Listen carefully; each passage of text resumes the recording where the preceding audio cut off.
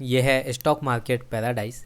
देखिए, मुझे बहुत ज़्यादा कमेंट आ रहे थे, बहुत ज़्यादा यहाँ पे मैसेजेस आ रहे थे कि इस कंपनी के बारे में मैं कवर करूं और ये कंपनी क्या करती है। पहले हम उससे स्टार्ट करेंगे। आपको पूरी इसमें जानकारी मिलने वाली है, कंपनी किस तरीके से आपको फंडामेंटली दिखने वाली है, किस तरीके से कंपनी का परफॉर्मेंस रहा है इस टाइम पे। क्वार्टरली अगर देखेंगे, ईयरली भी हम देखेंगे, सारा परफॉर्मेंस यहाँ पे देखेंगे, बैलेंस शीट कैसी हमको देखने को मिलती है।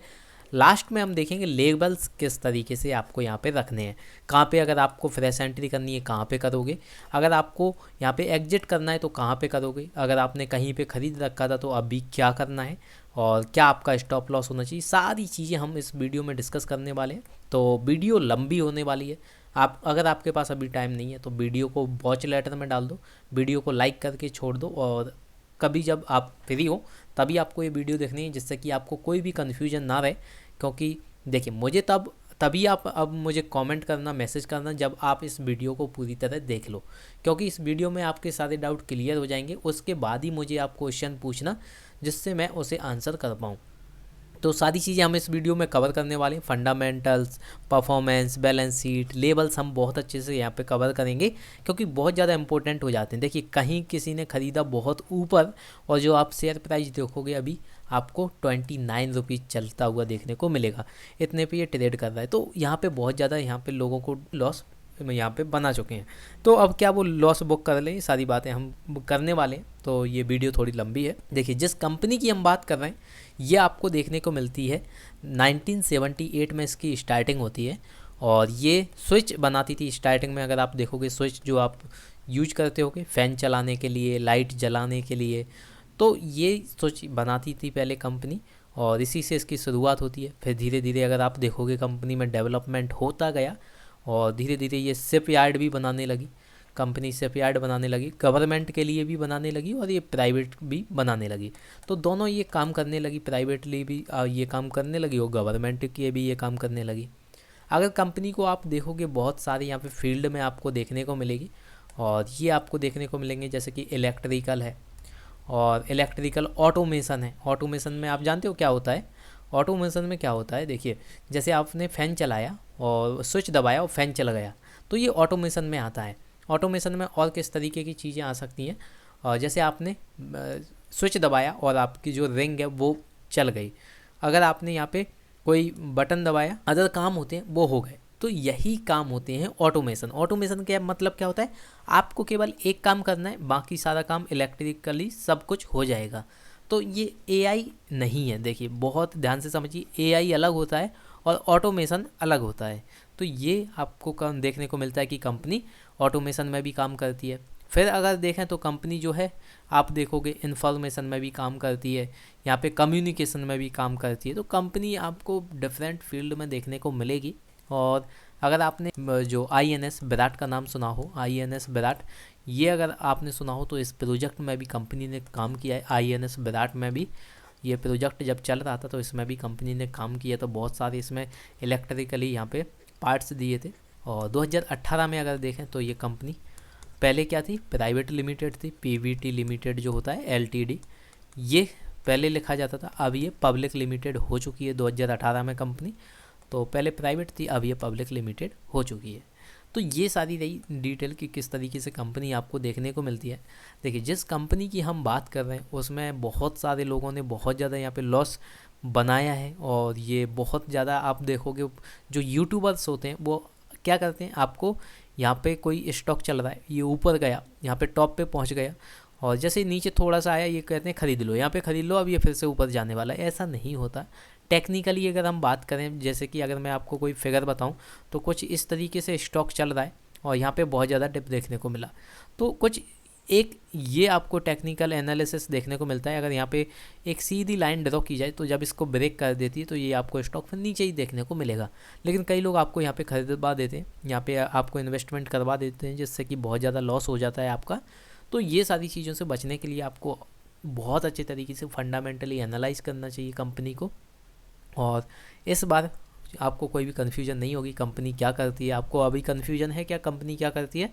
कंपनी क्या करती है, शिपयार्ड भी बनाती है, इलेक्ट्रिकल ऑटोमेशन में भी कंपनी काम करती है, इन्फॉर्मेशन, कम्युनिकेशन, और कंपनी क्या काम करती है, यहाँ पे बहुत सारे प्रोजेक्ट में भी कंपनी काम करती है, जैसे कि शिप बनाती है, शिप की अगर यहाँ पे रिपेयर होना है, शिप को रिपेयर करना है, तो ये भी कंपनी काम करती है। तो ये बहुत सारे काम में आपको कंपनी देखने को मिलती है। ये आपको कोई कन्फ्यूजन नहीं, अगर आपसे कल कोई पूछ ले कि कंपनी क्या करती है, तो आपको बताना बहुत इंपॉर्टेंट है। देखिए, जिस कंपनी में आप रुपया लगाते हो, जिस कंपनी में आप इन्वेस्टमेंट करते हो, उसके बारे में आपको पता होना बहुत ज़्यादा इम्पोर्टेंट है। अगर कहा जाता है, देखिए बहुत बड़े बड़े इन्वेस्टर कहते हैं कि अगर आपको कंपनी के बारे में यही नहीं पता कि कंपनी करती क्या है, तो आपने क्या ही फंडामेंटल एनालाइज किया है, आपने बस दूसरों के कहने पे रुपया लगा दिया है। तो कभी भी आपको ऐसा नहीं करना है, कंपनी को अच्छे से समझना है। जब भी मैं आप वीडियो बनाता हूँ, इसीलिए मैं बार बार, अगर मैंने एक वीडियो आज बनाई और एक वीडियो परसों बनाता हूँ, तब यहाँ भी मैं वीडियो में कंपनी को पूरा एनालाइज करूँगा, कंपनी के बारे में सारी चीज़ें बताऊँगा, और 2 दिन बाद भी मैं कंपनी के बारे में सारी चीज़ें बताऊँगा। तो ये इससे क्या होता है, लोगों के दिमाग में फिट हो जाती है कि कंपनी एक्चुअली में करती क्या है, और क्या वो सही कंपनी में यहाँ पे रुपया लगा रहे हैं, क्या वो सेक्टर सही है। तो ये सारी चीज़ें भी मैं कवर करता हूँ। तो अगर यही सारे मेरी मेहनत आपको दिखती हो, तो आप थोड़ा सा लाइक कर सकते हैं वीडियो को, इतना मुझे सपोर्ट कर सकते हैं, और शेयर भी आप कर सकते हैं। बात जिस हम कंपनी की कर रहे हैं उसका नाम है मरीन इलेक्ट्रिकल। मुझे बहुत सारे मैसेज आ रहे थे कि इस कंपनी को मैं कवर करूं, तो मरीन इलेक्ट्रिकल्स के बारे में हम देख रहे हैं।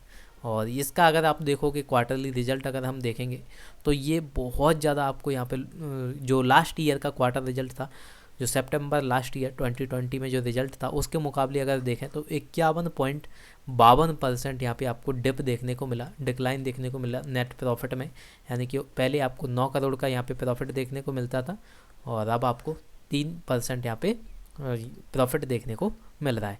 अगर यहाँ पे देखें हम किस तरीके से कंपनी परफॉर्म की हुई है, तो जो सेल्स अगर आप देखोगे, यहाँ पे सेल्स में ज़रूर इंक्रीमेंट हुआ है, 72.62% से ये यहाँ पे ग्रो की है। तो ये बहुत अच्छी चीज़ है। अगर आप देखोगे लास्ट क्वार्टर में कितना था, यहाँ पे 53 करोड़ था, और अब 92 करोड़ है। तो बहुत बढ़िया, यहाँ पे 72% अगर आप देखोगे यहाँ पे इंक्रीमेंट देखने को आपको मिला है। सेल्स राइज हो चुकी हैं, 72.62% यहाँ पे राइज हो चुकी है, 92.55 करोड़ की यहाँ पे आपको राइज देखने को मिलता है। लेकिन अगर ओवरऑल देखोगे कंपनी में आपको लॉस देखने को मिलेगा विद रिस्पेक्ट टू, आप देखोगे कि जो लास्ट ईयर था उसके मुकाबले आपको यहाँ पे थोड़ा सा नुकसान देखने को मिला है। क्वार्टरली रिजल्ट की अगर बात करें, सेल्स अगर आप देखोगे तो जो सेल्स हैं थोड़ी यहाँ पे डिप आपको देखने को मिली, फिर और कम हुई। अब फिर आप देखोगे 2020 के सितंबर में यहाँ स्पीड पकड़ती हुई ये आगे बढ़ रही थी, और मार्च 2021 में अच्छी चल रही थी, यहाँ पे 90 करोड़ के पास पहुँच चुकी थी। फिर से इसमें थोड़ा सा ड्रॉप आपको देखने को मिला, क्यों? क्योंकि यहाँ पे लॉकडाउन लग चुका था। फिर आप देखोगे सितंबर में यहाँ पे सेल्स फिर से ग्रो कर गई हैं। अगर आप एक्सपेंसेस देखोगे तो ये भी आपको देखने को मिलते हैं, और जो 99.76 करोड़ के यहाँ पे आपको देखने को मिलते हैं। यानी कि कंपनी की अगर सेल्स देखें और एक्सपेंसेस देखें, तो कंपनी बहुत ही अच्छी तरीके से बैलेंस किए हुए हैं अपनी सेल्स को और एक्सपेंसेस को। यहाँ पे अगर ऑपरेटिंग प्रॉफिट निकालें तो 7.63 करोड़ का यहाँ पे निकल के आता है। कंपनी के पास अदर इनकम सोर्सेस भी हैं, जहाँ पे कंपनी जनरेट करती है 1.71 करोड़। तो ये भी बहुत अच्छा हमें देखने को मिलता है कंपनी की तरफ से। हालांकि आप देखोगे इंटरेस्ट भी कंपनी बहुत कम पे कर रही है, 1.74 करोड़, और डेप्रिसिएशन अगर देखोगे तो ये भी 2.36 यहाँ पे माइनस किया जाता है, किस में से? ऑपरेटिंग प्रॉफिट में से। तो अगर ओवरऑल प्रॉफिट देखें, अगर सब कुछ टैक्स वगैरह निकाल कर प्रॉफिट देखें, तो नेट प्रॉफिट आपको देखने को मिलेगा 3.81 करोड़। लेकिन देखिए यहाँ पे सेल्स कितनी है, बहुत ज़्यादा है, यहाँ पे एक्सपेंसेस भी बहुत ज़्यादा हैं। अगर कंपेयर करें 2020 के डेटा को, तो यहाँ पे सेल्स देखिए 65 करोड़ की है, और जो एक्सपेंसेस हैं 50 करोड़ के हैं। तो उसके बाद अगर आप देखोगे जो नेट प्रॉफिट निकल के आता है, अदर इनकम की अगर यहाँ देखें तो 1 करोड़ है। तो यहाँ पे कोई आपको यहाँ पे मेजर वो नहीं दिख रहा है कि आपको अदर इनकम से बहुत ज़्यादा रेवेन्यू जनरेट हो गया हो। इसके बाद भी अगर आप नेट प्रॉफिट देखोगे तो 9.13 करोड़ का देखने को मिलता है, जो कि इस टाइम पे आपको देखने को नहीं मिलता है, जबकि सेल्स यहाँ पे बढ़ चुकी हैं। तो ये चीज़ भी आपको देखने को मिलती है। अगर बैलेंस शीट की बात करें कंपनी के, किस तरीके से बैलेंस शीट देखने को मिलती है, शेयर कैपिटल अगर देखें तो ये 25 करोड़ का आपको देखने को मिलता है। रिजर्व अगर देखें कंपनी के पास 141 करोड़ के हैं, और बोरिंग जो है कंपनी के ऊपर ये 32 करोड़ की है, जिससे अगर मिलाएं तो टोटल लाइबिलिटीज जो है वो आपको देखने को मिलेंगी 367 करोड़ की। 367 करोड़ की यहाँ पे टोटल लाइबिलिटीज़ हैं। कंपनी आपको ऑलमोस्ट डेप्ट फ्री देखने को मिलेगी। ऑलमोस्ट डेप्ट फ्री क्यों? पूरी तरीके से यहाँ पे डेप्ट फ्री देखने को नहीं मिलती है, क्योंकि अभी भी कंपनी के पास बोरोइंग है 32 करोड़ की, लेकिन जो कंपनी के पास रिजर्व है 141 करोड़ के हैं। तो 141 करोड़ में से ये कभी भी 32 करोड़ यहाँ पे ख़त्म कर सकती है, बोरोइंग जो है कभी भी ख़त्म कर सकती है। इसीलिए बोला जाता है कि कंपनी बहुत ज़्यादा कैपेबल है कि ये ऑलमोस्ट आपको डेप्ट फ्री देखने को मिलती है, बिकॉज ये कभी भी अपनी बोरोइंग को ख़त्म कर सकती है। अगर यहाँ पे कंपनी के कुछ पॉइंट देखें किस तरीके से हमें और कंपनी देखने को मिलती है, क्या क्या हमें पॉइंट इसमें पॉजिटिव देखने को मिलते हैं। कंपनी ने जो डेप्ट है वो कंटिन्यूसली यहाँ पे रिड्यूस किया है, और कंपनी लगातार कोशिश कर रही है कि इसका जो डेप्ट है, इसकी जो बोरोइंग है वो धीरे धीरे कम हो, लेकिन होनी चाहिए, क्योंकि इन्हें डेप्ट ख़त्म करना है। इन्हें आप बिल्कुल आप देखोगे कि इन्हें डेप्ट फ्री बनना है, और कंपनी से एक्सपेक्ट किया था कि गुड क्वार्टर रिजल्ट यहाँ पे कंपनी देगी, वैसा ही हुआ। हालांकि आप देखोगे लास्ट ईयर के क्वार्टरली रिजल्ट से देखोगे तो यहाँ पे थोड़ा सा डिप आपको देखने को मिलेगा। अदरवाइज आप इसी ईयर के पहले क्वार्टरली रिजल्ट के से अगर कंपेयर करोगे तो यहाँ पे आपको बहुत ही बेहतरीन यहाँ पे प्रॉफिट देखने को मिला। तो यहाँ पे कोई भी यहाँ पे प्रॉब्लम आपको देखने को नहीं मिलती। अगर कंपनी की बात करें कि सेल्स की इस तरीके से देखने को मिलती है लास्ट 5 ईयर में, तो ये बहुत ही ज़्यादा पुअर सेल्स यहाँ पे जनरेट करती है। 0.12% यहाँ पे आपको सेल्स देखने को मिलती हैं। रिटर्न ऑन इक्विटी देखें तो ये भी बहुत ज़्यादा बेकार आपको देखने को मिलता है। ऑलमोस्ट जैसे कि आपको एफडी में देखने को मिलता है 6%, ऐसा ही आपको यहाँ पे रिटर्न ऑन इक्विटी देखने को मिलता है लास्ट 3 ईयर से, जो कि 6.43% आपको देखने को मिलता है। डिविडेंड भी अगर देखें पे आउट, अगर डिविडेंड पे आउट देखें तो ये भी आपको 6.34% देखने को मिलता है, जो कि प्रॉफिट में से आपको देखने को मिलता है, और ये लास्ट 3 ईयर में आपको देखने को मिलता है। कंपनी की जो कॉस्ट है बोरोइंग की वो अब थोड़ी सी आपको हाई देखने को मिलेगी। हालांकि मैं इसे कहूँगा इतना ज़्यादा हाई नहीं देखने को मिलती, थोड़ी सी आपको बोरोइंग देखने को मिलेगी। जो कंपनी के पास रिजर्व है उनसे कंपनी कभी भी यहाँ पे अपनी बोरोइंग को ख़त्म कर सकती है। शेयर होल्डिंग पैटर्न अगर देखें कंपनी के किस तरीके से हमें पैटर्न देखने को मिलता है, तो देखिए यहाँ पे 73.52% यहाँ पे प्रमोटर्स आपको देखने को मिलते हैं, और 26.48% आपको यहाँ पे रिटेलर्स देखने को मिलते हैं। ना ही यहाँ पे म्यूचुअल फंड आपको देखने को मिलेगा, ना ही डोमेस्टिक इंस्टीट्यूशनल देखने को मिलेंगे, और ना ही फॉरेन इंस्टीट्यूशनल। तो ये चीज़ें आपको देखने को मिलती हैं कि कोई भी आपको इन तीनों में से देखने को नहीं मिलता है। आपको केवल प्रमोटर देखने को मिलते हैं और आपको रिटेलर्स देखने को मिलते हैं। कुछ अगर यहाँ पे जो आपको पॉइंट बताऊँ मैं, जो आपको अच्छे देखने को मिलते हैं, तो ये है कि लो प्लेज प्रमोटर होल्डिंग आपको यहाँ पे देखने को मिलती है, यानी कि प्रमोटर्स ने बहुत ज़्यादा यहाँ पे प्लेज नहीं की हुई है, जो होल्डिंग है वो प्लेज नहीं की हुई है। प्लेज मतलब क्या होता है? देखिए जो शेयर होते हैं कम, जो उनको प्रमोटर ने गिरवी नहीं रखा हुआ है, यहाँ पे उन्हीं के पास है शेयर, तो यहाँ पे ये चीज़ अच्छी देखने को मिलती है हमें। अगर प्रमोटर्स की होल्डिंग देखें तो ये आपको कांस्टेंट देखने को मिलती है लास्ट 6 मंथ में, और यहीं पे अगर आप देखोगे कि म्यूचुअल फंड यहाँ पे है नहीं और फॉरेन इंस्टीट्यूशनल इन्वेस्टर है नहीं, तो ये आपको देखने को मिलता है शेयर होल्डिंग पैटर्न। और अगर बात करें कंपनी के जो आप मार्केट कैप देखोगे तो ये आपको 357 करोड़ का देखने को मिलता है, 357 करोड़ का। कंपनी का करंट मार्केट प्राइस देखें CMP तो ये आपको देखने को मिलेगा 29 रुपीज़। अगर स्टॉक का PE रेशियो देखें तो ये आपको 24.3 देखने को मिलता है। ROCE देखें तो 12.1, और जो ROE रिटर्न ऑन इक्विटी देखें तो 8.28 यहाँ पे देखने को मिलता है। 8.28% यहाँ पे रिटर्न ऑन इक्विटी देखने को मिलता है। बुक वैल्यू कंपनी की 13 रुपीज़ है, जो कि आप देखोगे कि ऑलमोस्ट 2 टाइम्स यहाँ पे आपको जो ट्रेड करता हुआ देखने को मिलेगा शेयर प्राइस, वो आपको CMP करंट मार्केट प्राइस यहाँ पे 2 टाइम्स ट्रेड करता हुआ देखने को मिलेगा बुक वैल्यू से। 52 वीक का अगर हाई देखें तो कंपनी ने 90 रुपीज़ का यहाँ पे हाई लगाया है, और लो आप देखोगे तो 29 रुपीज़ का लो लगाया हुआ है। देखिए जो अभी आप करेंटली मार्केट प्राइस देखोगे तो ये आपको लो पे ही देखने को मिलेगी, यानी कि कंपनी जो है जो इसका शेयर प्राइस नीचे आता जा रहा है। तो क्यों आपको ये सारी चीज़ें देखने को मिलती हैं? लेवल्स अभी हम देखने वाले हैं। अगर डिविडेंड देखें कंपनी का थोड़ा सा यहाँ पे हमें बहुत ही ज़्यादा कम यहाँ पे डिविडेंड पे आउट देखने को मिलता है। डिविडेंड यील्ड जो है वो 0.69% आपको देखने को मिलती है। एक शेयर की अगर फेस वैल्यू देखें तो 2 रुपये आपको देखने को मिलती है। अब बात करें हम लेवल्स की, कंपनी के किस तरीके से हमें लेवल्स देखने को मिलते हैं। अगर हम यहाँ पे लेवल्स देखें कंपनी के, तो देखिए कंपनी जो है वो लगातार यहाँ पे जून मंथ से यहाँ पे आपको डायरेक्टली नीचे आते हुए देखने को मिल रही है। कंटिन्यूसली ये आपको नीचे ही आते हुए देखने को मिलेगी। और ये अभी अगर आप देखोगे 29.70 रुपीज़ पे के लेवल पे अगर आपको ये देखने को मिलती है। देखिए कंपनी का जो शेयर आप देखोगे बहुत ही ज़्यादा यहाँ पे गिरता हुआ नज़र आ रहा है, और ये बहुत ही ज़्यादा रिस्की हो जाता है आपको अगर आपने यहाँ पे टॉप पे ख़रीदी हुई है, और अगर आप यहाँ पे अभी तक होल्ड किए हुए हो तो आपके लिए बहुत ज़्यादा, पहले तो आपने स्टॉप लॉस नहीं लगाया, ये गलती कर दी, और जिसके कहने पे आपने यहाँ पे इन्वेस्ट किया हुआ था उसने अगर आपको स्टॉप लॉस नहीं बताया तो सॉरी, इसके लिए मैं आपसे माफ़ी मांगता हूँ, क्योंकि बहुत ज़्यादा यहाँ पे लॉस हो गया होगा अगर आपने यहाँ पे 60 रुपीज़ का ख़रीदा है।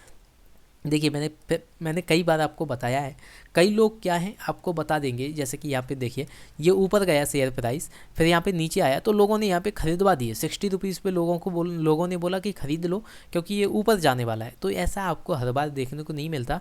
अगर हम यहाँ पे एक लाइन ड्रॉ करें तो आप देखिए कि कंपनी जो है यहाँ पे ब्रेक कर चुकी है, इस लेवल को ब्रेक कर चुकी है। अगर इसे हम और ज़्यादा अच्छे से बना देंगे लाइन को, तो ये टेक्निकली एनालिसिस होता है। और यहाँ पे देखिए कंपनी जो है लेवल को ब्रेक कर चुकी है, अब ये ऊपर नहीं जाएगी, क्योंकि अगर जाएगी तो इसे फिर इसको ब्रेक करना होगा लेवल को, और यहाँ पे कंसोलिडेट होकर ये ब्रेक करेगी, तब जाके ये यहाँ पे बुल मूवमेंट आपको देखने को मिलेगा। लेकिन कंपनी यहाँ पे टोटली बियरिश मूवमेंट में आपको देखने को मिलती है, और ये कंटिन्यूसली नीचे ही चली जा रही है।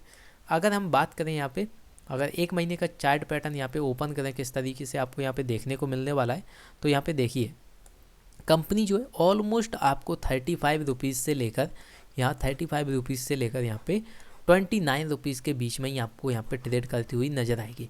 यहाँ पे ही आपको कंपनी नज़र आ रही, और ऑलमोस्ट आप देखोगे ये तो थोड़ी दिन आपको देखने को मिला था, लेकिन अगर करेंटली आप देखोगे तो कंपनी का जो शेयर प्राइस है 29 रुपीज़ पे ही आपको देखने को मिलने वाला है। हो सकता है ये आने वाले टाइम में और गिर जाए, तो इसके लिए आपको प्रिपेयर रहना पड़ेगा। देखिए मैं यही कहता हूँ कि आपको स्टॉप लॉस हमेशा रखना चाहिए, और ये बहुत ज़्यादा क्रिटिकल हमें सिचुएशन देखने को मिलती है मरीन इलेक्ट्रिकल्स में।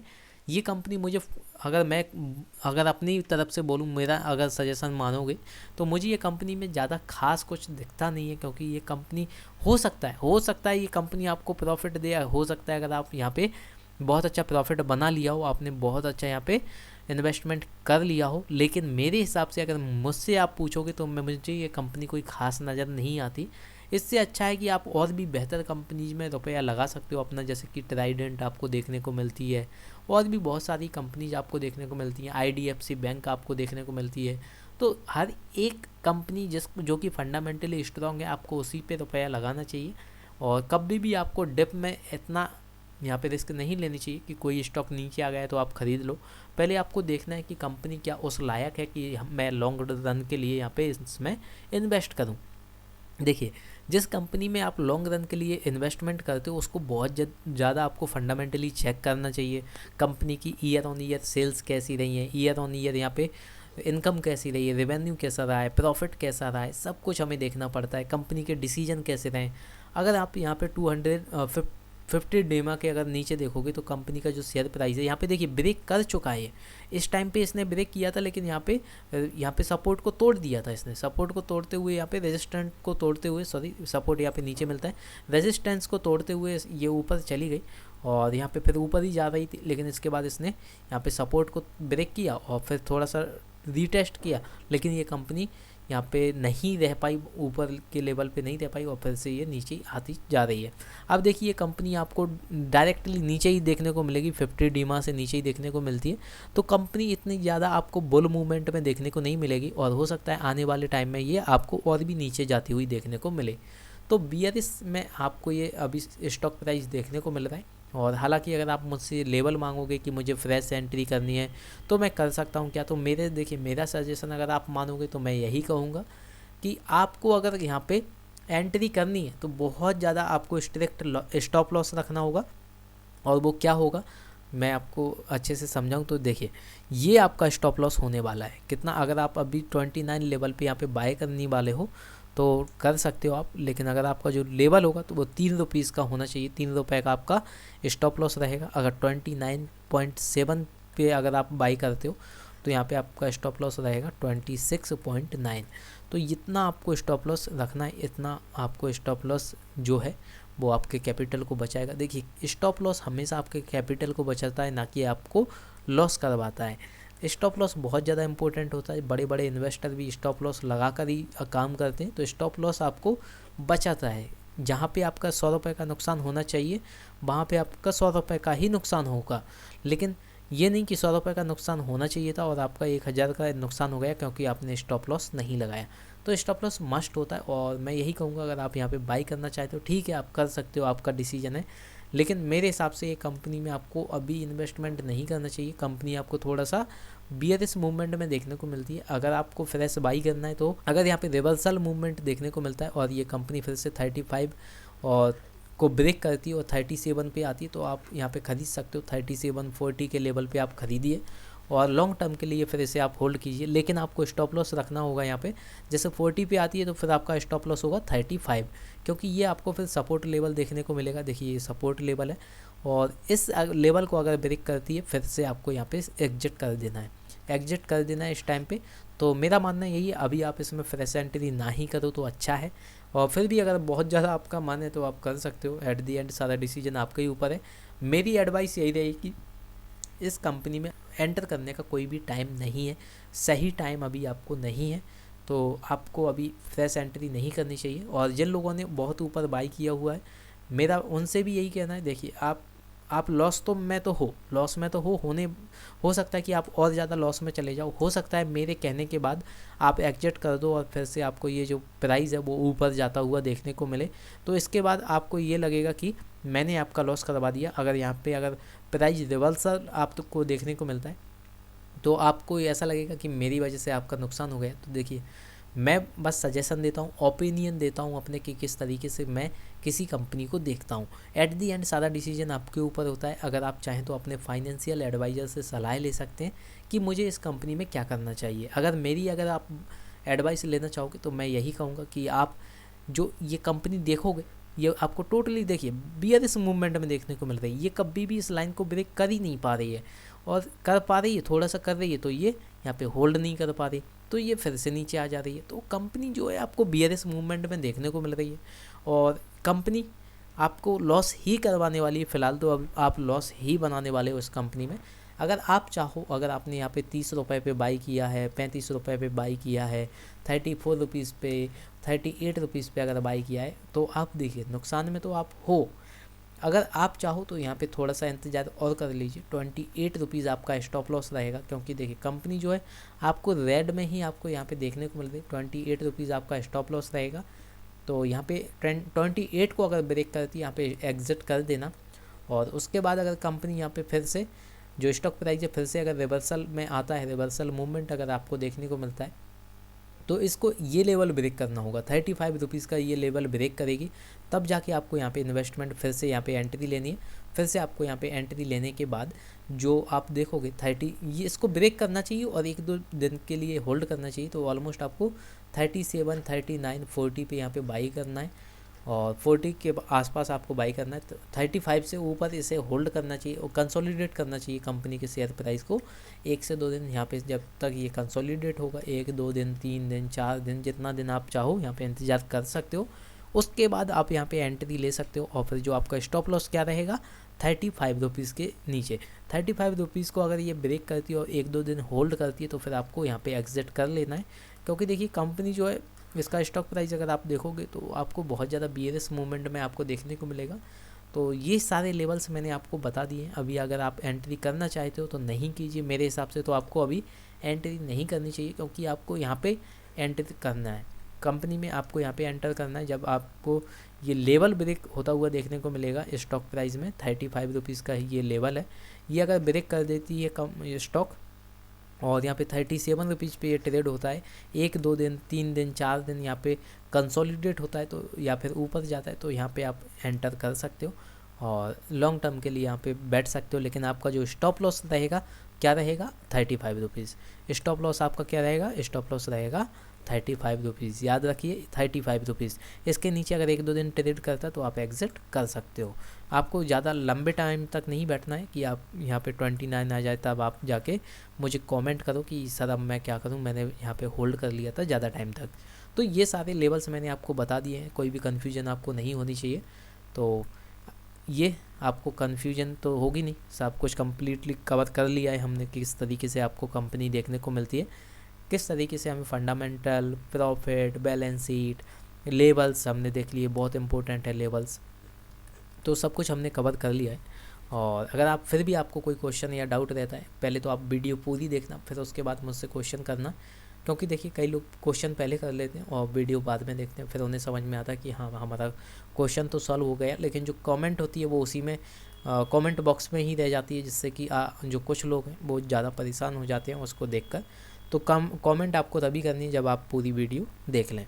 सो ये रही सारी वीडियो मरीन इलेक्ट्रिकल के बारे में। और अगर आपने अपना डीमेट अकाउंट नहीं बनाया तो जाइए आप स्टॉक में आप अपना डीमेट अकाउंट बनाइए, फ्री ऑफ कॉस्ट आप यहाँ पे डीमेट अकाउंट अपना बना सकते हो, कोई भी चार्जेस नहीं लग रहे हैं, तो इंतज़ार क्यों कर रहे हो, जाइए अपना डीमेट अकाउंट बनाइए और इन्वेस्टमेंट स्टार्ट कीजिए, क्योंकि आपको 25-30 तक यहाँ पे फाइनेंशियली इंडिपेंडेंट होना है। 30 साल की उम्र तक तो आपको फाइनेंशियली इंडिपेंडेंट होना ही होना है, आपको किसी पे भी डिपेंडेंट नहीं रहना है। तो ये आपको काम करना है, जाइए आप स्टॉक में अकाउंट बनाइए और इन्वेस्टमेंट स्टार्ट कीजिए।